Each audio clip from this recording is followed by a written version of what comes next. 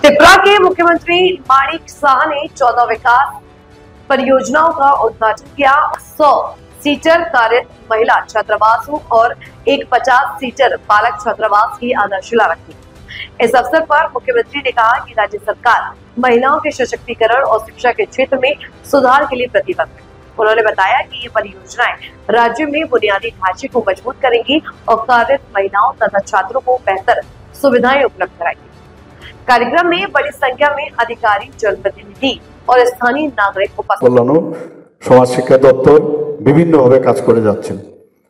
एखाने आजके जे 14टी प्रकल्प एवं 5टी प्रकल्पेर जे भित्तिप्रस्तर स्थापन करा हलो सेई मिलिए टोटाल 61 कोटी टाकार एखाने मोट व्यय होबे एवं हयेछे एवं जेसब प्रकल्प एखाने एखन अब्दि जे उद्बोधन हलो तार मध्य उल्लेखযোग्য হচ্ছে জিরানিয়া এবং মোহনপুর মহকুমায় 9টি অঙ্গনওয়াড়ি কেন্দ্রের নতুন ভবন, নরসিংগড় এবং অভয়নগরে চাইল্ড কেয়ার ইনস্টিটিউট এবং 2টি চিলড্রেন পার্ক, অভয়নগর যারা মেয়েরা আছেন সেখানে তাদের জন্য আফটার কেয়ার হোম এবং চাইল্ড কেয়ার ইনস্টিটিউট এবং অভয়নগর অনাথ শিশুদের জন্য স্পেশালাইজড অ্যাডপশন এজেন্সি। কল্যাণ সমাজ